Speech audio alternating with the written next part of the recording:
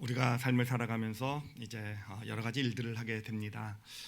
뭐 가정에서도 또 사회에서도 또 교회에서도 어떤 일들을 하게 되는데 이런 일들을 통해서 우리가 얻게 되는 것, 얻을 수 있는 것, 새는 크게 두 가지가 있다고 보시면 될 거예요. 그 하나는 뭐냐면은 우리가 잘 알고 있는 성과라는 거, 성과라는 것이 있고요. 그리고 성과뿐만 아니라 어떤 일을 하면은 우리가 또 얻게 되는, 또 얻을 수 있는 또 하나의 것이 있는데 그것을요 뭐라고 표현할 수 있냐면은 뭔지 아시죠, 그렇죠? 설교 주보의 제목에 나와 있잖아요, 그렇죠? 바로 열매라는 거죠, 열매. 그러니까 성과와 열매라는 것을 우리가 얻거나 누릴 수 있게 됩니다. 뭐 성과, 열매, 사실 비슷한 개념으로 이렇게 쓰이기도 하지만 사실은 신앙적 개념에서 보면 이 두 가지는 아주 엄연히 차이가 있는 것입니다. 성과라는 것은 뭐냐면은 성과는 우리가 어떤 일을 할 때 그 일의 결과로서 내가 얻게 되는 것, 받아 가지게 되는 걸 이제 성과라고 얘기할 수 있어요. 이 일을 다 마치고 이 일을 통해서 내가 이런 성과, 결과를 받아 가졌다라고 말할 수 있을 것이고요. 열매라는 것은 무엇이냐면은 바로 그 어떤 일을 하면서 그 과정 가운데 내 것이 되어져 가는 거예요. 과정 가운데 그것이 어느샌가 내 것이 되어져 가는 그것을 열매다라고 우리가 표현할 수 있습니다. 자, 어느 정도 이해가 되셨겠지만 좀 예를 들으면은요 좀 쉽게 이해가 될 거예요. 쉽게 이해가 될 겁니다. 예를 들면은 이제 공부를 얘기할 때, 예를 들면 자녀 공부를 얘기할 때, 공부의 성과는 뭐겠습니까? 공부의 성과는요 성적이겠죠, 그렇죠? 좀 길게 보면은요 공부를 통해서 얻고자 하는 성과가 있죠, 그렇죠? 자녀들 보면 좋은 대학, 그러니까 성적이나 대학 같은 것을 이제 공부의 어떤 결과로서 얻어지는 성과라고 한다면은 바로 그 공부하는 과정을 통해서 우리 자녀들이 이제 어떤 실력, 지식을 갖게 되잖아요, 그렇죠? 과정을 통해서 실력을 쌓게 되고 또 공부라는 게 쉽지만 않지 않습니까? 하는 것을 통해서 인내라는 어떤 그런 성품을 이렇게 훈련받기도 하고 이런 과정을 통해서 얻는 실력이라든지 어떤 인내 같은 성품 같은 것, 이런 것들을 열매라고 말하는 것이죠. 그러니까 우리가 세상에서 일을 할 때에도 어떤 사업을 하든지 아니면 직장에서 일하든지 성과는 뭐겠습니까? 여러분 원하는 일하는 이유가 뭐겠습니까? 돈 벌려고, 그렇죠? 그러니까 수입이죠, 수입 또는 수익, 수입이나 수익, 이런 성과가 있는가 하면은 그렇지만 이 수익만 있는 것이 아니죠. 내가 어떤 일을 한다고 했을 때, 사업을 하고 어떤 직장 생활을 할 때 그 과정 가운데 나에게 얻어지는 것들이 있어요, 그렇죠? 인간관계라든지 어떤 인간관계 가운데서 어떤 일을 잘 끝마쳐내는 어떤 그런 업무력이라든지 이런 것들을 얻게 되는 바로 열매가 있을 수 있는 것.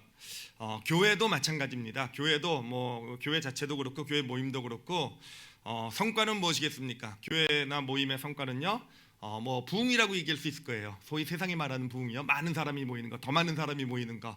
예를 들면 그게 성과라고 한다면은 교회나 어떤 그런 교회 모임에서 이루어지는 열매는 무엇이냐면은 그런 어떤 활동을 통해서 우리 성도들이 어떤 영적 성장을 이루어가는 것, 또 어떤 그 믿음의 어떤 좋은 인격들, 성품들을 갖춰가는 것, 그러니까 어느샌가 신앙생활에 나가면서 더 좋은 어떤 하나님의 사람으로서 이 땅을 살아갈 수 있게 되는 것, 바로 이게 열매다라고 말할 수 있을 겁니다. 자, 이렇게 보니까 이제 성과와 열매가 구분이 정확하게 되셨죠, 그렇죠? 되셨는 줄 믿습니다. 근데 구별하는 것도 중요하지만 사실은 이 질문도 좀 우리가 좀 중요하게 생각해 봐야 돼요. 뭐냐면은 그렇다면 나는 이제까지 살아오면서 성과와 열매 중에서 어느 것을 더 중요하게 생각해 왔을까라는 거예요. 여러분 어떻습니까? 솔직하게 성과와 열매 중에서 어떤 것을 더 중요하게 여겨왔을까? 답은 열매라고 하고 싶은 생각이 굴뚝 같지만, 그러면 실제적인 간단한 자녀가 있는 그 부모의 예를 들어보면은 여러분 자녀 공부시키면서 성과에 관심 있으셨어요? 열매에 관심 있으셨어요? 무조건 물어보는 건 성과죠, 그렇죠? 그렇죠? 모든 걸 너 오늘 이번 시험에서 몇 점 맞았냐가 중요하죠, 그렇죠? 너 이번 시험 보면서 뭘 배웠냐라고 물어보신 분 이제까지 계십니까? 시험을 통해서 뭘 깨달았냐, 네 실력이 무엇이 늘었냐? 제가 찔리는 질문을 했는데 사실이요, 우리는 그냥 이제까지는 그냥 성과만 생각하면서 살아왔기 때문에, 성과가 다인 걸로 생각하고 살아왔기 때문에 성과에 관심이 더 많았던, 그 많은 그런 삶을 살아왔던 것 같아요. 저도 그렇고요. 그런데 열매라는 것도 있다라는 것을 우리가 오늘 좀 같이 좀 나누려고 해요. 그래서 오늘 말씀을 통해서 바로 이 성과와 열매 중에서 오늘은 열매 쪽에 좀 초점을 맞추려고 해요. 그래서 성과는 뭐 너무 잘하니까 열매가 어떤 것인지, 또 열매가 어떻게 우리에게 어떤 풍성한 열매가 주어지게 되는지를 좀 같이 함께 열매를 중심으로 좀 말씀을 나누려고 하고요. 그러면서 소망하는 것은 우리가 어떤 열매의 중요성에 대해서 좀 잘 알고 열매에 좀 더 많은 관심을 기울일 수 있는 그런 사람으로 세워지기를, 이 말씀 끝날 때쯤 되면 우리 성도들 그렇게 세워져 있을 줄 믿습니다. 세워져야 되겠죠. 자, 함께 바로 이 열매에 대한 말씀을 나누려고 하는데요. 여러분, 그 성경에 보면은 이 성과 열매 중에서 열매에 온전히 초점을 맞추면서 삶을 살아갔던 분이 한 분 계세요.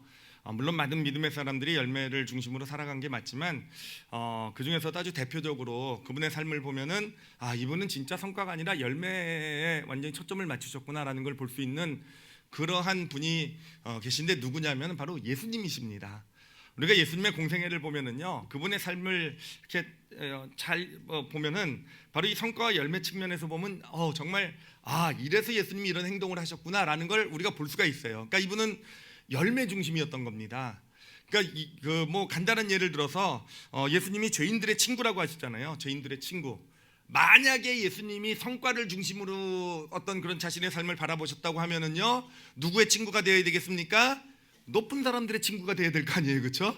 뭔가 잘 나가는 사람, 종교 지도자들, 힘 있는 사람들의 친구가 되는 것이 사실 성과를 위해서 살아가게 되면 그렇게 살아야 될 거예요. 근데 예수님이 죄인들의 친구가 되셨다는 사실, 그 아주 간단한 사실 하나도 예수님은 뭔가 성과를 중심으로 해서 중요하게 여기시진 않았구나라는 걸 우리는 좀 명확히 볼 수가 있어요. 그리고요, 물론 모든 사건에서 우리가 그런 예수님의 모습을 볼 수 있는데, 특별히 좀 충격적인 사건이 하나가 있습니다. 뭐냐면은 오병이어의 이적이에요. 오병이어의 이적. 이 오병이어의 이적은 굉장히 유명한 이적이죠. 그 성경에도 보면은 예수님의 많은 이적의 이야기들이 나와 있지만, 그 예수님의 생애를 기록하고 있는 복음서가 4권이지 않습니까? 그 4권이 다 기록하고 있는 유일한 이적이 바로 오병이어예요. 오병이어. 그러니까 그만큼 오병이어의 영향력이 컸다라는 거죠. 그러니까 사람들의 뇌리에 새겨진 이적이라는 것이죠. 와, 대단한 이적이다라고 누구나 다 인정했던 이적이라는 거죠. 근데 여러분, 왜 그랬겠습니까? 오병이어 이적이 왜 그렇게 유명해진 것 같습니까? 왜 그렇겠습니까? 왜 그러냐면 예수님의 이적 중에서 성과가 제일 크기 때문에 그래요. 한 번에 5,000명을 먹였잖아요, 그렇죠? 그리고 5,000명의 사람이 한꺼번에 그냥 예수님 당신을 따르겠습니다. 당신이 정말 구주셨군요. 당신과 함께하겠습니다.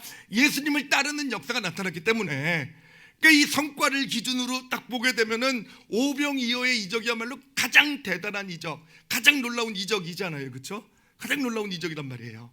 자, 그런데 정말로 이상한 게요, 여러분, 성경 특히 요한복음을 보면 정말 이상한 게 뭐냐면은 예수님은요, 오병이어의 이적을 행하신 다음에 그렇게 수많은 사람들이 예수님을 따라오잖아요. 예수님이 어떻게 하는지 아십니까? 예수님이요, 다 돌려보내세요. 다 돌려보내십니다. 따라오지 못하게 만들어요. 오히려 마음에 힘들게 만들어서 예수님을 스스로 떠나가게 만드셨어요. 왜 예수님께서 그런 행동을 하셨는가라고 보면 예수님 뭐라고 대답하셨냐면은 너희가 떡을 먹고 배부른 까닭이다 라고 얘기하고 계세요.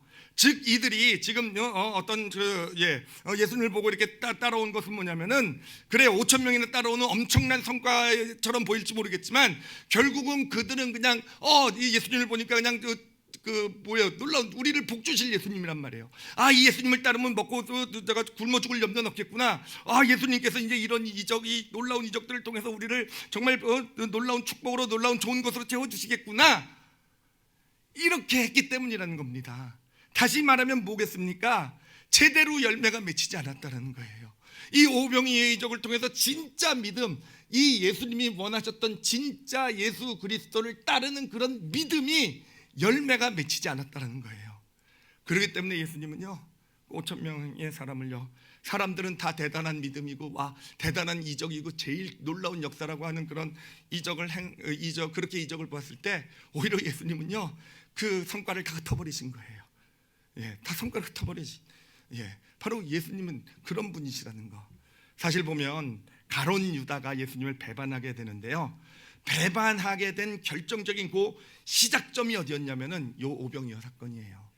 오병이어 사건. 이 가룟 유다가 보고 드디어 예수님이 정신 차렸구나라고 생각했던 것 같아요. 그동안에는 그 놀라운 능력을 가지고 기껏해야 그 왜 나병 환자 같은 사람 치료해줘가지고 일주일이라는 시간을 소비하고 왜 기껏해서 음행의 현장에서 잡힌 죄인하고 그 여인하고 같은 편에 서주시고 왜 정말 안식일에는 병을 고치지 말라고 하는데도 그렇게 귀엽고 안식일에 병을 고쳐가지고 쓸데없는 일만 그 놀라운 능력을 가지고 정말 쓸데없는 일만 한 것 같으셨는데 드디어 예수님께서 5천 명을 한꺼번에 먹이심으로써 엄청난 성과를 낸 것을 보고 이 가룟 유다가 기대를 가졌던 거죠. 그런데 그 사람들을 다 돌려보내는 것을 보면서 이 가룟 유다요, 그렇죠? 가룟 유다가 그때 시험에 든 겁니다. 바로 그때부터 예수님을 배신할 그 길을 걸어가기 시작하게 된 겁니다. 그래요. 이 말씀을 보면서 좀 무서웠던 게 뭐냐면은 어쩌면 우리가 성과를 기준으로 해서 예수님을 따라가게 되면은요, 예수님 우리를 쫓아버릴지도 모르겠어요. 여기 가라 이렇게. 애들은 가라 뭐 이러잖아요. 어디선가. 성과를 기준으로 성과를 바라보면서 우리가 예수님을 따르면 쫓아보내질 수도 있고요. 어쩌면 가룟 유다처럼 어떤 그런 잘못된 길을 가게 되는 어떤 예수님을 오히려 나는 안 그렇다고 생각하면서 배신하는 길을 걸어갈 수도 있게 된다라는 거. 그래요. 예수님은요 성과가 아니라 열매를 중심으로 삶을 사셨던 분이세요. 그리고 그것을 제일 아주 너무 명확하게 보여주는 사건이 우리가 잘 알고 있는 이 나병 환자 사건 아니겠습니까? 이 나병 환자 사건을 보면 예수님께서 그 나병 환자를 이제 만져주시고 그 나병 환자를 치료하시잖아요. 그렇죠? 근데 그거의 진짜 문제가 뭔지 아시죠? 그렇죠? 나병 환자는 부정한 자라는 거. 물론 율법적으로 부정한 것도 사실 큰 문제지만 부정한 자와 접촉하게 되면 최소한 일주일이라는 시간을 사람을 다른 이제 마을로 들어가서 사람을 만날 수가 없게 되잖아요. 그렇죠? 만약에 예수님이 성과 중심이었다고 한다면 어떻게 했겠습니까? 만약에 성과 중심이었다고 한다면은요, 그래요. 지금 예수님은 그 다음 마을로 가서 그 다음 마을에서 수많은 사람들이 예수님을 기다리고 있고 수천 명을 기다리고 있고 그 사람을 지금 고치시러 그 사람들에게 복음을 전하러 가시는 길이었어요. 성과 중심이었으면 어떻게 하셨겠습니까? 나병 환자가 나왔을 때요, 어떻게 하겠습니까? 참 안타깝고 불쌍하긴 해요. 그렇죠? 참 안 됐어요. 그렇죠? 참 마음의 상처도 보이고 참 안타깝긴 하지만 어떡합니까? 지금 수많은 사람들이 기다리고 있는데 한 사람 정도는 그냥 외면해야 되지 않겠습니까? 아마 그러고 지나가셨을 거예요. 그런데 예수님께서는요 열매를 중요시 여기신 분이었기 때문에 성과는 예수님에게는 그런 중요한 어떤 그런 것이 되지 못했기 때문에 그 한 영혼의 그 사람에게 다가가실 수 있었던 것이고 그 나병 환자의 손을 만져주실 수 있었던 거예요. 바로 그것이 그 가운데 바로 우리는 예수 그리스도의 바로 그 참된 열매를 보지 않습니까? 정말 어떤 영혼, 정말 어떤 부정하고 어떤 상황 가운데 있는 정말 모든 사람들이 부정하다고 그러고 외면한 한 영혼, 그 한 영혼을 무시하지 않으시는 바로 예수 그리스도라는 그 분을, 그 열매를 우리가 알게 되는 것이고요. 사실 그 열매가 있기 때문에 오늘날에도 우리가 힘들고 어려울 때, 우리가 좌절되고 낙심될 때, 그래요. 정말 사람들은요 그런 나를 보면서 성과 중심의 사람들은 다 외면하고 떠날 거예요. 그렇죠? 다 관심 갖지 않아줄 거예요. 그렇지만 예수님은 그 앞에 나갈 때 나병 환자를 만져주신 것처럼 내 삶을 만져주시게 될 줄 믿습니다. 그게 바로 열매 아니겠습니까?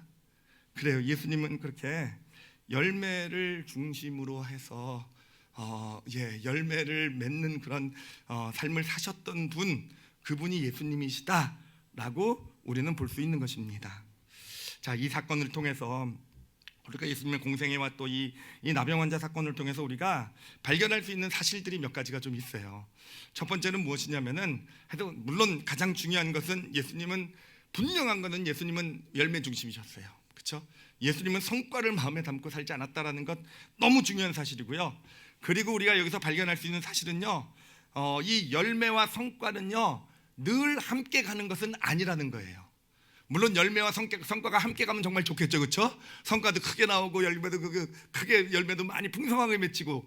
그런데 많은 경우에 있어서 사실은 둘 중에 하나는 포기해야 되는 것, 이게 바로 열매와 성과의 관계다라는 것을 볼 수 있고요.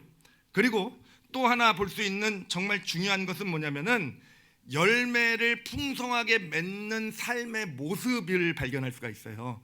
그러니까 어떻게 살아가게 될 때 열매가 풍성히 열리는 삶이 되게 될 것인가, 어떻게 살아야 되냐면요, 여러분 성과가 중심인 사람은요 모든 것의 기준이 미래에 있게 돼요. 미래. 그러니까 현재를 내게 주어진 일을 살아가게 될 때 현재를 어떤 모습으로 어떻게 살아가는가를 결정하는 그 기준이 미래에 있다라는 겁니다. 그러니까 만약에 예수님이 성과 기준이었다고 한다면은, 그래 나병 환자가 나왔을 때 이 나병 환자는 어떻게 할 것인가에 대한 기준이 어디 있습니까? 바로 미래. 얼마나 많은 사람들이 나를 기다리고 있는데, 지금 내가 얼마나 많은 사람들을 치료하고 복음을 전할 수 있는데, 미래가 기준이 돼가지고 현재의 삶을 결정해 나가셨을 거예요. 성과가 기준이었다고 한다면. 그래요. 어떤 성과를 위한 삶은요 늘 그 기준은 미래에 있고요, 그 미래를 기준으로 해서 현재를 살아가게 됩니다. 자, 그런데 이 열매가 중심인 인생은요 그 지금 현재 내 삶을 살아가는 데 있어서 초점이 어디에 있는가? 현재에 있다라는 거예요. 미래는 상관없다라는 겁니다. 예수님의 모습을 보세요. 그게 미래를 생각하시는 분이십니까?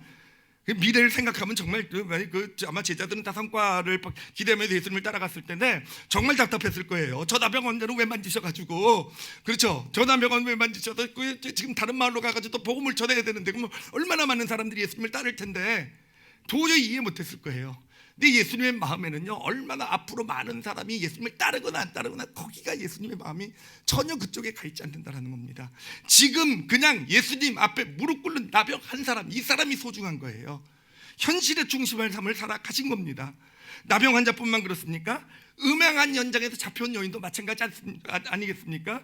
만약에 성과를 중심으로 했다고 한다면 내가 이 여인의 편을 들었을 때 어떤 일이 일어나게 될 건지 아마 그것을 계속 고민하셨을 거예요. 괜히 여인 편 들었다 나도 같이 돌 맞는 거 아니야? 내가 이 여인 편 들었다가는 이 여인 하나님의 아들이라는 사람이 율법도 안 지켜라는 비난받는 거 아니야?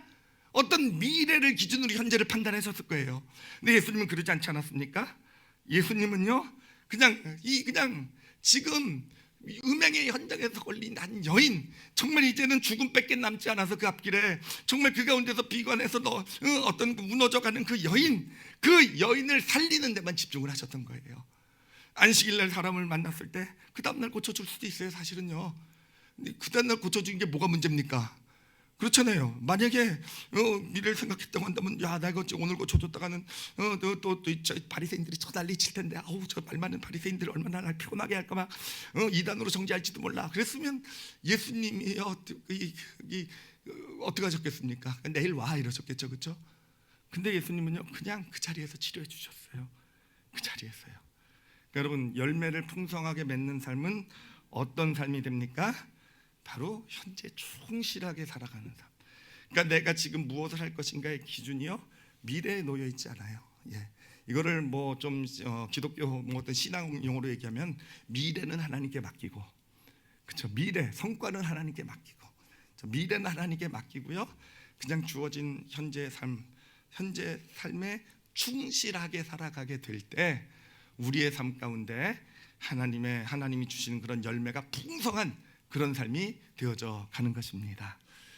그리고 마지막으로 또 하나 볼 수 있는 게 예수님의 모습을 통해서 열매에 볼 수 있는 축복은 뭐냐면은, 여러분 사실 성과는요 내 거예요. 내 거. 물론 내가 누구랑 나눌 수도 있겠지만 기본적으로 내 거지만 여러분 열매는요 우리 것이더라고요. 예수님이 나온 열매는요 단순히 예수님의 어떤 와 대단한 분 이런 게 아니라 정말 그 열매가 있기 때문에 오늘날까지, 그 당시 사람들뿐 아니라 오늘날까지 그것이 우리도 함께 누리는 그런 축복이 되는 것. 그러니까 열매는 함께 누리는 축복이 된다라는 것을 발견할 수 있습니다. 자, 그러면 이제 진짜 좀 중요한 질문을 좀 하나 던지도록 할게요. 진짜 좀 우리가 고민해봐야 될 질문은요. 성과와 열매가 꼭 같이 가지 않는다 그랬어요. 열매와 성과가요. 둘 중에 하나를 택하기 위해서는 다른 하나를 우리가 희생하거나 포기해야 될 때가 많이 있어요. 그렇죠? 자, 그러면은요. 여러분 정말 우리가 이 땅의 삶을 살아가면서 열매를 위해서 성과를 포기하는 삶을 살아도 될까라는 거예요. 이거 진짜 실제적으로 어려운 문제예요. 그렇죠? 예수님은 뭐 예수님이니까 그런 삶을 살아가셨다라고 한다 할지라도 정말 열매를 위해서 성과를 포기하는 삶을 살아가도 될까? 그렇게 살아도 우리 인생이 괜찮을까라는 겁니다. 이건 사실 저도 되게 갈등이 되는 질문이었어요. 진짜 너무 좋은데 예수님 그렇게 살아가신 건 너무 좋고 열매 풍성하게 열리는 건 너무 좋은데 정말 그 열매를 바라보면서 그냥 현실에 충실하면서 그냥 성과는 그냥 내가 무시해도 되는 걸까? 성과는 마음에 품지 않아도 되는 걸까? 자, 근데 이 질문을 이렇게 갖고 하는데 이렇게 마음에 품는데요. 이런 생각이 들더라고요. 어떤 생각이냐면은 만약에 예수님께서 성과를 더 중요하게 여기셨다고 한다면, 그래서 예수님께서도 미래를 기준으로 해서 현재를 살아가셨다고 한다면 어떻게 되었을까라는 생각을 해봤어요. 여러분들도 한번 생각을 해보세요. 만약에 예수님께서 나병 환자를 보고 미래의 어떤 많은 사람들을 보면서 안타깝지만 내가 오늘 너를 고쳐줄 수 없어, 나 지금 많은 사람이 기다리고 있어라고 그 사람을 어쩔 수 없이 그냥 놓아두고 마음 아프지만 그냥 지나가셨다고 한다면 어떻게 됐겠습니까? 어떻게 됐을 것 같으세요? 어떻게 됐을 것 같으세요? 그 사람뿐만 아니라 음행 현장에서 잡힌 여인을 보면서, 그래 아까도 말씀드렸지만 내가 네 편을 들어주시고 나도 너를 정말 살리고 싶고 정말 그러고 싶지만 내가 네 편에 서게 되면 나도 돌 맞잖아. 네 편에 서게 되면 나도 손가락질 당하게 되잖아. 미안하지만 할 수 없어. 그리고 예수님께서 그냥 지나쳐 가셨다고 한다면 어떻게 되셨을까라는 거예요. 어떤 그런 그 안식일의 병자가 자신의 앞에 있는 걸 보면서 야, 오늘 오지 말고 내일 와. 나이 많으신 분이었기에 반말은 안 하셨을지도 몰라요. 손 마른 사람이 왔을 때 어찌됐든 오늘은 안 되니까 gon란하니까 내일 오면 내가 내일 치료해 줄게. 만약에 예수님이 그러셨다면 어떻게 되셨을까? 그래요. 죄인들이 예수님의 어떤 그런 어떤 손길을 기다리면서 함께 하기를 원하고 있을 때 예수님이 그들을 보면서 나도 너희들과 함께 식탁을 나누고 싶지만 내가 정말 나에게 맡겨진 성과를 잘 내기 위해서는 내가 먼저 저 종교 지도자들하고 좀 친해져야 돼. 내가 종교 지도자들하고 좀 같이 친하게 지낼게. 너희들 미안해. 그리고 그냥 예수님께서 종교 지도자들에게 가셨다고 한다면 여러분 그러면 어떻게 됐을까라는 거예요. 어떻게 됐을까? 어떻게 됐을 것 같습니까? 이거 참 사실은요 되게 고민이 되는 질문이었어요. 만약에 예수님께서 성과를 중심으로 그렇게 공생애를 살아가셨다고 한다면 어떻게 되셨을까라는 거예요. 제가 그런 생각을 해봤어요. 예수님이요 그렇게 성과를 중심으로 살아가셨으면 정말 어떤 사람들의 인정을 받으면서 정말 놀라운 이적도 행하셨을 거예요. 그렇죠? 어쩌면 더 많은 이적을 더 크게 행하셨을지도 모르겠어요. 그리고 예수님이 이 땅에 하나님께서 보내신 사명이 십자가에서 온 인류의 죄를 지고 십자가에 못 박혀 죽으시는 거니까 그래요. 그 사명도 감당하셨을 거예요. 그래서 십자가에 못 박혀서 또 인류의 모든 죄를 담당하시는 그래서 놀라운 성과도 이루어내셨을 겁니다. 그리고 예수님 하나님이시니까 분명히 부활도 하셨을 거예요. 그렇죠? 부활도 하셨을 거예요. 자, 그럼 예수님께서 성과를 중심으로 살아갔다고 해서 바뀐 것이 무엇이 있을까라는 거예요. 바뀐 것이 무엇이 있을까? 그런데 여러분 바뀐 것이 무엇이 있냐면은 정말 중요한 사실이 한 가지 바뀌게 돼요. 정말 중요한 사실이요. 뭐가 바뀌냐면은 그래요. 성과는 똑같이 내실 수 있을지 몰라요. 십자가에 못 박혀 죽으실 수도 있고 온 인류의 죄를 감당하실 수도 있고 그래요. 부활하셔서 정말 전 권능의 하나님이 되실 수도 있으실 거예요. 그런데 문제는 뭐냐면 그분이 과연 내 주님이 되실 수 있었을까라는 겁니다. 그분이 과연 정말 온 인류의 주님이 되실 수 있으셨을까라는 거예요. 온 인류의 주님이 되실 수 있으셨을까? 제가 이것을 묵상하면서요 제 생각이 나더라고요. 저도요 여러분 이래봬도 믿음의 가정에서 컸어요. 저희 할아버지 할머니 때부터 교회 다니셨고요. 할아버지 할머니 또 할아버지 할머니부터 다니셨으니까 아주 기독교의 뼈대가 아주 굵은 그런 기독교 집안이죠. 글쎄 어렸을 때 기억도 나요. 아주 크고 멋있는 교회 할아버지 할머니랑 같이 다녔던 기억도 나고요. 또 하여튼 저희 집이 아주 나름 열심히 믿는 기독교 집안이었어요. 그래서 저도 어려서부터 하여튼 예수님에 대한 얘기도 많이 들었어요. 예수님께서 얼마나 놀라운 일을 행하셨는지도요. 정말 귀가 따갑게 들었죠. 예수 그리스도의 십자가를 통해서 너희 죄가 용서받았고 너의 모든 죄와 허물은 예수님께서 다 담당하셨고 예수님께서 얼마나 놀라운 일을 이루셨는지를 아느냐. 정말 귀가 따갑게 들어왔어요. 서당계 3년 수준이 아니에요. 저는요. 그 이상의 정말 기독교 지식에 대한 수준을 가지고 있었지만 제가 예수님을 믿었습니까? 안 믿었습니까? 대학교 3학년 겨울방학 때까지는 안 믿었다라는 거예요. 안 믿었다라는 겁니다. 그분이 나의 구주가 되시지 못하셨어요. 그런데 어떻게 그분이 나의 구주가 되시게 되었는가? 그 계기가 뭐였는가? 그래요. 청년 수련회에 들어갔을 때예요. 근데 청년 수련회에 들어갔을 때 도저히 이해가 안 되는 그런 모습들을 본 겁니다. 왜 저분들이 저렇게 행동을 하지? 그곳에 들어왔던 분들의 어떤 섬김과 나눔의 모습을 보면서 정말 제가 알기로는 저분은 저런 삶을 살 분이 저런 일을 하실 분이 아닌데 와서 청소하고 계시고 가서 바닥 쓸고 계시고 가서 식당 나르고 계시고 음식 나르고 계시고 이런 일들 하고 계시더라고요. 저런 분들이 저런 분이 아닐 텐데 왜 저런 여기 와서 그런 일을 하고 계실까? 왜 저분들이 정말 내가 예수 그리스도를 만나기를 저렇게 간절히 원하면서 혹시 뭔가 거기 보면은 청년 한 명 그 예수님 믿게 할 때마다 수당이 나오는 건 아닐까? 그죠? 3명 믿으면 보너스가 나오고, 근데 그런 건 분명히 아니란 말이에요. 그런데 그분들의 모습을 보면서 그래요. 그분들의 정말 거기에 성과를 위해서 뭔가 성과가 있기 때문에 그 성과를 위해서 살아가는 그런 모습이 아니라 정말 그분 가운데서 우리에게가 예수 그리스도를 만나길 원하는 그런 가운데서 나오는 사랑과 섬김 그런 모습들을 보면서 그러면서 제가 예수 그리스도라는 분이 진짜일 수 있겠구나라는 것을 알게 된 겁니다. 마음문이 열리게 된 거예요. 여러분, 저분들을 통해서 나타난 게 무엇입니까? 바로 예수 그리스도의 공생애를 통해서 나타내 보여주신 그 열매가 저분들의 삶을 통해서 바로 나에게 나타난 거잖아요. 그렇죠? 그리고 그 열매를 보고 제 마음이 열리게 된 것이고요. 그 열매, 성과가 아니라 그 열매 가운데 마음이 열리게 되니까 바로 예수님의 이루신 그 놀라운 십자가의 그 은혜, 그 축복, 놀라운 그 역사가 바로 내 것이 되기 시작하게 된 거라는 것입니다. 여러분, 예수님의 구원의 역사는요, 단순히 어마어마한 놀라운 성과를 이루셨기 때문에 하나님이라는 분이 이 땅에 인간처럼 오셔가지고는 정말 놀라운 일을 행하셔가지고는 십자가에 못 박혀 죽인 엄청난 성과를 이루셨기 때문에 그분이 우리의 구주가 되신 게 아니라는 거예요. 그것이 예수님 우리의 구주로 만든 것이 아니라는 거예요. 그분이 공생애를 통해서 쌓아왔던 그런 열매들이요, 어떻게 보면 작은 열매일지도 몰라요. 그렇지만 그 열매 하나하나를 맺기 위해서 예수님은요, 얼마나 많은 성과들을 내려놓고 포기하시고 그러면서 그런 열매를 맺는 삶을 살아오셨습니까? 그런데 바로 그 열매들이 쌓여서 여러분들 십자가라는 성과가 이루어지게 된 것이에요. 그리고 그렇게 된 십자가이기 때문에 그것이 온 인류의 구원이 된 것입니다. 저뿐만 아니라 여러분 어떠세요? 여러분도 예수 그리스도의 십자가의 놀라운 성과를 듣고 예수님이 나의 구주시구나, 그 앞에 믿어야지, 아니잖아요. 그렇죠? 정말 그런 거 보고 콧방귀도 안 꼈던 것이 우리의 모습일지도 몰라요. 그렇지만 교회 가운데서 주변에 하는 크리스천의 삶을 통해서 베풀어지는 정말 그런 사랑과 그런 전혀 성과와는 상관없는, 얻는 것도 없는 성과를 위해서 살아가는 삶이 아니라 그런 열매죠. 그렇죠? 예수 그리스도의 열매가 그 삶에 나타나는 그런 우리 주변의 누군가를 통해서 결국은 내 마음이 열리게 된 거 아닙니까?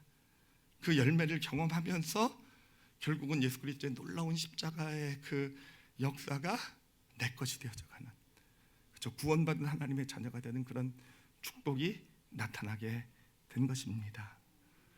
예수님께서 오늘 우리에게 하신 말씀, 그 말씀의 의미가 바로 그것입니다. 오늘 본문을 보면은요, 마태복음 7장 26절 27절 말씀을 좀 같이 한번 읽어보도록 할게요. 26절, 27절이요. 우리 같이 한번 읽겠습니다. 시작. 나의 이 말을 듣고 행하지 아니하는 자는 그 집을 모래 위에 지은 어리석은 사람 같으리니 비가 내리고 창수가 나고 바람이 불어 그 집에 부딪힘에 무너져 그 무너짐이 심하니라. 아멘. 여러분, 이것은 무엇을 말하고 있냐면요, 열매 없이요, 열매를 희생하고 그냥 성과만. 여러분, 하나님의 모든 말씀은요, 우리에게 성과를 내게 하는 그런 가르침을 주고 있잖아요. 세상의 가르침은요 다 성과 중심이죠. 이렇게 하면 성과를 낼 수 있고 저렇게 살아야 성과가 많고. 근데 여러분, 하나님 말씀은요, 어떻게 하면 많은 정말 큰 성과를 낼 수 있냐가 아니라 어떻게 하면 이 땅의 삶에서 풍성한 열매를 맺을 수 있는가가 하나님 말씀이에요. 그래, 근데 우리의 삶이 열매가 아니라 눈앞에 늘 성과를 중심으로 해서 그 성과를, 열매를 희생하면서 성과를 로 쌓아간 삶은요, 그래 어떻게 보면은 되게 빨리 또 남들보다 더 크게 멋있게 호화롭게 자신의 인생의 집을 지어가는 것처럼 보일지도 몰라요.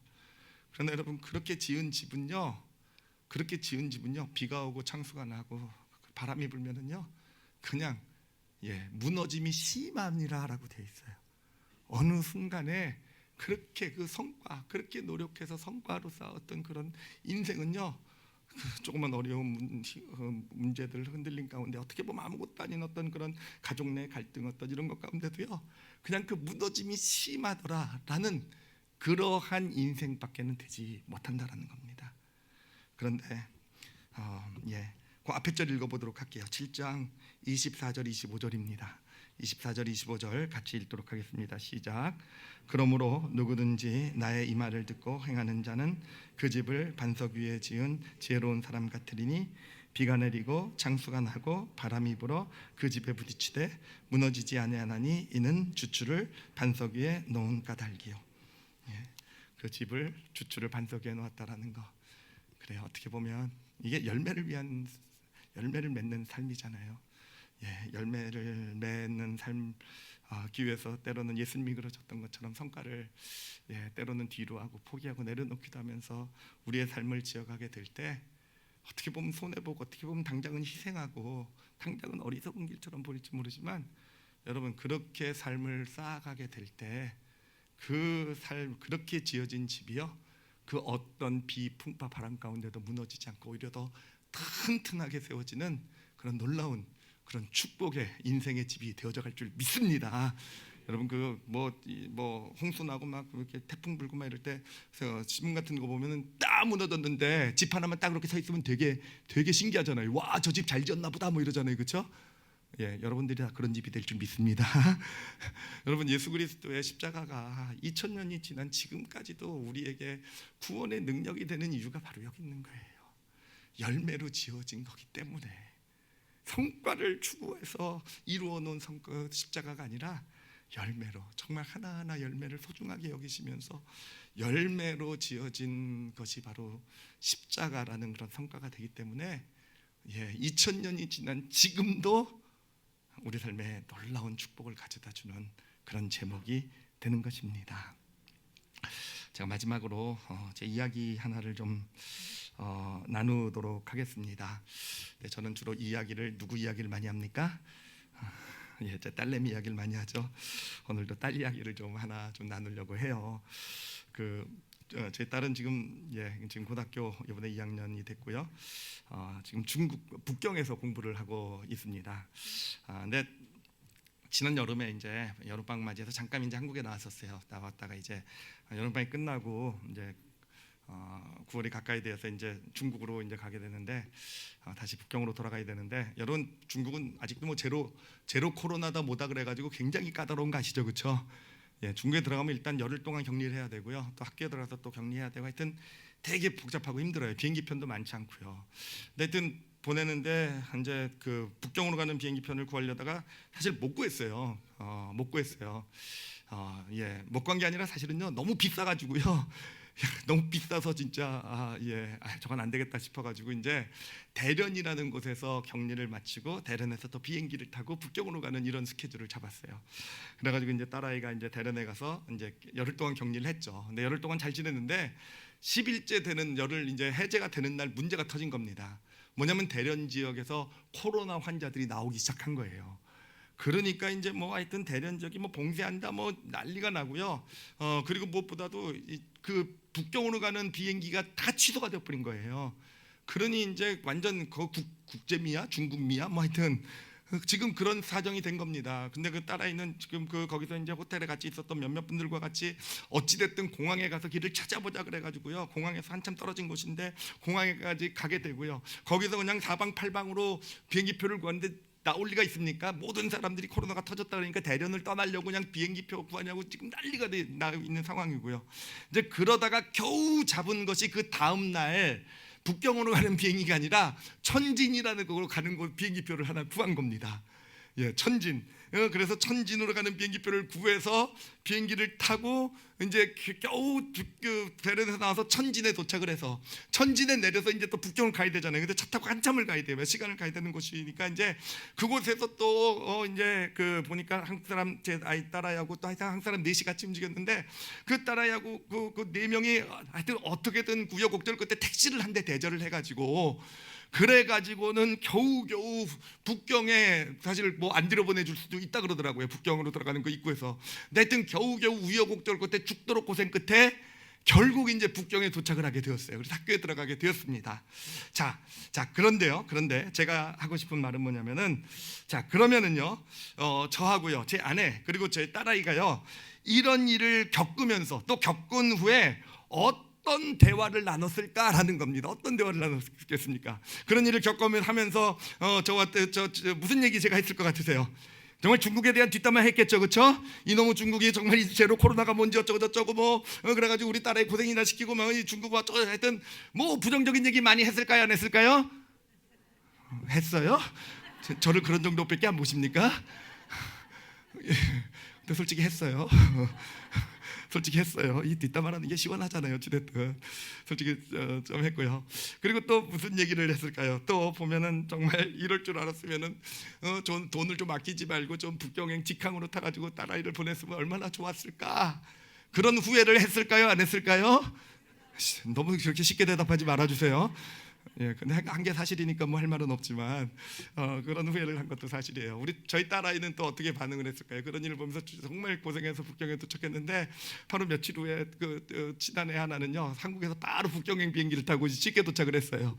그런 걸 보면서 우리 엄마 아빠는 왜 정말 구두대처럼 나를 이렇게 그냥 돈 좀 더 써서 잘 보내면 좋지 왜 이렇게 고생시켜가지고 정말 내 인생은 왜 이럴까 이렇게 반응했을까요? 안 했을까요? 이번엔 반응 안 했어요. 걔는요.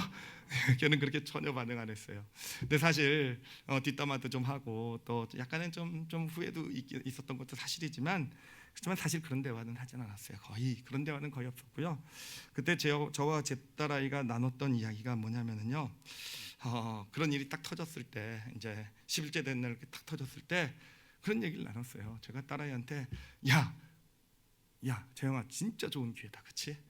야 이런 일의 가운데서 네가 하나님께서 어떻게 이런 어려움에서 네 길을 인도하실지 와 네가 경험할 수 있는 정말 좋은 기회 아니겠냐? 야 흥분되지 않냐? 앞으로 어떻게 될지. 그러니까 얘는 이제 뭣도 모르고 뭐 아빠가 저렇게 뭐 좋다 그러니까 뭐 저도 뭐 그냥 이렇게 그런가 보다 그러고 간 거죠, 그렇죠? 자 그리고 나서 이제 보니까 이제 비행기표를 구하는데 이 같이 있었던 어른들이요 정말 중국말을 한 마디도 못하는 거예요. 중국말을 한 마디도 못하니까 막 이제 그때 딸아이가 그 비행기표를 구하고 뭐 이러느냐고 이제 했단 말이에요. 그런 얘기를 하면서 야 너 정말 중국어를 이렇게 실전에서 써먹을 수 있으니까 얼마나 좋냐. 와 배운 게 너 또 이게 또 좋겠구나. 근데 사실 딸아이도 그런 얘기를 하더라고요. 정말로 저한테 얘기하는 게 정말로 내가 중국말을 이렇게 잘할 수 있어서 너무 좋다고. 엄마 아빠는 앞으로 중국에 오지 말라고. 내가 이 어른들을 보니까 중국말 못한 어른들은 보니까 정말 아무것도 못하더라고. 엄마 아빠는 그러니까 오지 마. 꼭 나랑 같이 와야 돼. 뭐 이런 거. 그러면서 제가 야 너 이제 네가 아빠 옛날엔 네가 아빠가 여행 전문가라고 네가 그렇게 부러워하더니 제가 이제 성경 많이 다니고 하니까 잘 알거든요. 비행기 칠 때. 쌤, 이제는 네가 나보다 여행 전문가니까 앞으로 네가 나를 가이드할 수 있겠다 뭐 이런 얘기를 하면서요. 그리고 그래요. 정말 딸아이도 또 가면서 이제 다 북경 학교에 도착해가지고 저한테 한 얘기가 그거예요. 이제 비행기를 천진에서 내려가지고 가는데 택시를 타고 가는데 하여튼 그 한국 어른들이요 끝까지 얘가 돌봐줬더라고요. 끝까지 돌봐줘가지고 이렇게 통역도 해주고 막 또 택시 잡아주는 거 다 해줘가지고 그러는 거예요. 그 어른들이 자기한테 너무 고마워해서 자기에게 용돈까지 줬다라는 거예요. 그래서 아빠 이제부터 용돈 안 보내도 내가 벌 수 있을 것 같아. 뭐 이런 분위기 있죠. 완전 할렐루야 아니겠습니까? 예, 정말 이렇게 되었다라는 것이죠. 이렇게 되었다라는 것이죠. 여러분, 그래요. 어떻게 이럴 수 있었을까라는 겁니다. 어떻게 이럴 수 있었을까? 제가 이 오늘 말씀을 준비하면서 딸아이하고 저하고 또 저희 아내하고 같이 셋이서 이런 상황 가운데서 이렇게 대응할 수 있었고, 지나고 나서 그 시간이 정말 힘들고 어렵고 정말 낭비된 시간이 아니라 정말 유익이고 축복으로 받을 수 있었던 이유가 바로 어느새 모르지만 믿음의 길을 걸어오면서 우리의 생각의 중심이 미래가 있지 않고 어떤 성과에 있지 않고, 성과가 중심이라고 하는데 무조건 북경에 도착하는 것만이 중요하잖아요. 고생 안 하고 북경에 가는 것만이 중요하잖아요. 근데 성과가 중심이 되어 있지 않고 어느샌가 정말 그 열매를 소중히 여길 줄 아는 사람이 되어 있었구나가 감사하더라고요. 그렇기 때문에 그 과정을 통해서 힘들고 어려운, 사실은 성과는 어떻게 될지 모르고, 사실은 뭐 어떻게 됩니까? 지금 북경에 도착할지 못할지도 모르는, 대련에서 출발 못할 수도 있고 천진에서 북경 들어갈 때 막힐 수도 있는 그런 상황. 정말 성과는 너무 정말 어떻게 될지 모르는 상황에서도 그 현재에 충실할 수 있는, 그 현재에서 하나님의 인도하심을 구하면서 그 현재의 삶을 충실히 살아내면서, 그러면서 정말 제가 볼 때도 제 딸아이한테 그 어떤 교육을 통해서도 줄 수 없는 정말 그런 좋은 열매가 그 아이의 삶에 맺혀져 가고 있는 것이잖아요. 그게 감사하더라고요. 열매를 중심으로 이렇게 내가, 그래도 여러분, 저도 성과 되게 중요하게 생각해요. 저도 저희 딸아이 보면 맨날 공부 성적 가지고 닥달도 하고 막 하여튼 아마 제 딸아이가 제 설교 지금 들으면 아빠 가식적이야, 위선적이야 뭐 이렇게 얘기할 가능성도 많이 있어가지고 오늘 설교는 들려주지 않기로. 저도 성과 중요하게 생각해요. 그렇지만 성과도 중요하지만 어느샌가 열매가 더 중요하더라고요. 그래서 어떤 일이 생겼을 때 열매에 집중할 줄 아는, 현재 그 삶 가운데 하나님이 함께하고 계시잖아요. 그래서 성과는 그냥 하나님께 맡겨버릴 줄 아는, 여러분 진짜 하나님께 성과를 맡기니까 정말 좋은 게요. 대련이요, 저희 딸아이가 몇 시간만 늦게 출발했어도 출발 못했어요, 비행기가. 왜냐면 완전 봉쇄를 시켜가지고 대련 바깥으로 아무도 못 나가게. 한번 중국은 막으면 한 달이 될지 두 달이 될지 모르잖아요. 그래요. 정말 천진에서 북경 들어갈 때도 정말 하나님께서 길을 열어주시는, 그런 성과는 하나님께 맡길 때 오는 축복도 누렸던 정말 그런 여정이었습니다. 제가 그런 생각이 들었어요. 만약에 우리 딸이 이 다음에 정말 잘 큰다고 하면은 정말 좋은 사람이 되고, 이 아이가 정말 좋은 일을 하는 그런 자기 삶을 정말 잘 같이 구복되게 살아가는 삶이 될 수 있다고 한다면, 그렇게 되어져 간다고 한다면, 그거에서 가장 중요했던 게 바로 이거였겠구나. 단순히 아이를 성과 중심으로 키우지 않고 열매를 소중히 여길 줄 아는 그런 아이로 키워서, 그렇게 함께 단순히 그냥 키운 게 아니라 하나님께서 저에게도 그런 마음을 주셨고, 그것을 함께 자녀와 나누면서 어느샌가 자연스럽게 열매를 중심으로 사는 삶이 되었기 때문에 그렇게 복받는 인생이 되어져 갈 줄 믿습니다. 한번 볼 거예요. 그래요. 제가 오늘 함께 이 말씀을 나누면서 하여튼 우리 성도들에게 드리고 싶은 건요, 바로 성과도 중요하지만 열매도 중요하다는 사실 우리가 좀 기억했으면 좋겠어요. 아까도 말씀드렸지만 우리는 세상은 자꾸 성과만 얘기하기 때문에 우리는 모든 걸 성과를 기준으로 해서 살아가는, 미래를 기준으로 그냥 어떤 현재를 판단하는데 너무 익숙해져 있어요. 그런데 여러분, 열매도 소중하다라는 거, 우리가 열매라는 것도 있다라는 걸 좀 마음에 새기셨으면 좋겠어요. 그리고 큰 일에서 이제 성과 다 포기하고 열매만 위해서 살아가라고 저는 권면드리고 싶진 않아요. 그래요. 그냥 그 생긴 대로 살아가시고요.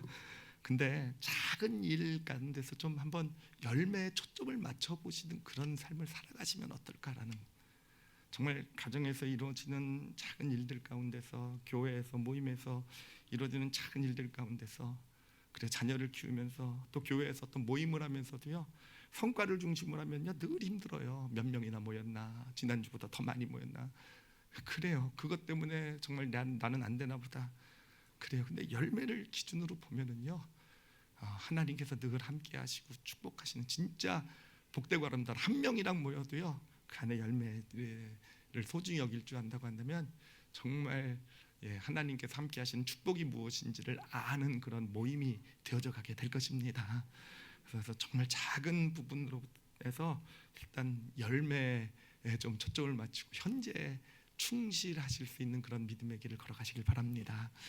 그리고 무엇보다도 여러분 삶에 위기나 어려움이 있을 때는요, 특히요 그때는요 열매에 초점 맞추시는 것이 정말 믿음의 놀라운 지혜가 돼요. 어떻게 보면 저희 딸아이한테 일어난 것이 큰 엄청난 위기나 어려움은 아닐지 모르지만 정말 그 가운데 성과에 초점을 맞추게 되면은요 우리는 계속 조급하고요, 힘들고요, 그리고 과정이 너무 정말 어려운 그런 일들이 되어가게 돼요. 그러나 열매에 초점을 잘 맞추면 여러분 성과는 누가 책임져 주십니까? 하나님께서 책임져 주실 줄 믿어요. 하나님께서 분명히 책임져 주실 것입니다. 당장에 손해보고 아픈 것처럼 보여도 분명히 좋은 일로 만들어 가실 줄 믿습니다. 특히 어려움 가운데서, 그러므로 어려움을 내가 벗어나고 이 내 삶은 이렇게 되면 안 돼를 기준으로 해가지고 현재를 막 살아가는 그런 모습이 아니라 지금 내가 어떻게 사는 것이 열매를 맺는 것인지, 삶에 문제가 있고 어떤 육신이 연약하고 관계가 어려움이 있고, 예를 들면 가정에서 부부관계, 자녀, 그래요. 그럴 때도요 열매에 충실할 수 있게 될 때 정말 그 여정이 하나님께서 함께 하시는 그런 복된 여정이 되어져 갈 것입니다. 그래서 열매 소중해요. 그래서 열매를 잘 쌓아서 우리 모든 올리브교회 성도들의 삶이, 그리고 우리 올리브교회 모든 모임들이, 우리 올리브교회가 열매 위에 지어지는 그런 반석 위에 지은 정말 그런 튼튼하고 아름다운 집, 그런 집을 지어가시는 저와 여러분이 되시기를 예수님의 이름으로 축원합니다. 기도하시겠습니다. 이 시간 기도하실 때요, 사실 뭐 회개하라 이런 말씀은 안 드릴 거예요. 왜냐하면 우리가 몰랐기 때문에, 잘 그냥 세상에서 그렇게 사는, 다 그렇게 살아왔으니까 그런 줄 알았기 때문에 그런 것인데, 여러분 뭐 회개나 후회나 이런 거는 안 하셨으면 좋겠어요. 그 대신 결심하셨으면 좋겠어요. 내가 현실에 충실하겠다고, 자꾸 미래를 기준으로 살아가지 않겠다라고 그런 결심을 좀 하셨으면 좋겠어요. 특히 지금 어려움이나 갈등, 문제, 힘든 그런 상황 가운데 있는 그런 부분이 있다고 한다면, 염려하거나 근심하고 있는 삶의 영역이 있다고 한다면 그냥 현재 충실하겠다는 고백을 좀 드리세요. 자꾸 미래를 마음에 담고 내가 그 미래 것들이 성과잖아요. 어떻게든지 내가 이 성과를, 내가 뭔가를 하려고 하는 그런 생각은 내가 좀 내려놓겠습니다. 하나님께 맡겨드립니다. 성과는 하나님께서 책임져 주시고, 저는 지금 이 삶 가운데 열매에 충실하겠습니다라는 그런 소원을 좀 드렸으면 좋겠어요. 그리고 우리가 늘 기도하는 거지만 다음 세대들을 위해서 좀 기도했으면 좋겠어요. 우리 크리스찬 가정은요, 그리고 우리 올리브 교회는요, 우리 자녀들을 교육할 때 성과가 아니라 열매를 소중히 여길 줄 아는 그런 자녀를 세워갈 수 있었으면 좋겠어요. 그러기 위해서는 우리가 좀 그런 모습으로 살아야 되지 않겠습니까? 그렇게 정말 좋은 믿음의 전통이 있는 우리 올리브교회가 되게 해주시고, 우리 올리브교회 가정이 되게 해주세요라는 그런 마음으로. 그리고 우리가 꼭 기억해야 될 것, 열매 중에서 가장 소중한 열매는요, 하나님을 아는 열매예요. 어떤 과정, 어떤 일에서도요, 내가 여기서 하나님을 더 알기를 원합니다라는 그런 소원, 그게 진짜 열매가 된다라는 것 우리 마음에 담으시고, 우리 다 같이 자신을 위해서 오늘 말씀 놓고요 함께 통성으로 기도하시겠습니다. 하나님 하나님 아버지 감사합니다. 이렇게 우리에게 성과가 다가 아니라 우리가 또한 삶을 살아가면서 우리가 누릴 수 있는 것에 열매가 있음을 깨닫게 해주시니 정말로 많이 감사합니다. 하나님, 우리 성도들의 삶이 또 우리 올리브교회가 열매 위에 세워져 나가는 그런 복된 삶이 되게 하여 주시옵소서. 하나님, 얼마나 많이 모였는가가 중요한 것이 아니라 하나님, 오늘도 지금 이 자리에 있지 않은 그 한 영혼을 기억할 수 있는 교회가 될 수 있었으면 좋겠어요. 하나님, 내 옆에 지금 있지 않은 한 영혼을 기억하며 하나님, 그렇게 우리가 다가가 줄 수 있고 위로해 줄 수 있고 들어줄 수 있고, 하나님, 예수님이 그랬던 것처럼요. 그래요. 정말 한 영혼을 소중히 여기면서 그 과정을 통해서 하나님을 알아가면서 아버지, 그렇게 열매 위에 세워져 나가는 저희들의 삶, 이 교회, 또 우리 각각의 모임들 되게 하여 주시옵소서. 감사드리며 예수님 이름으로 기도드렸사옵나이다.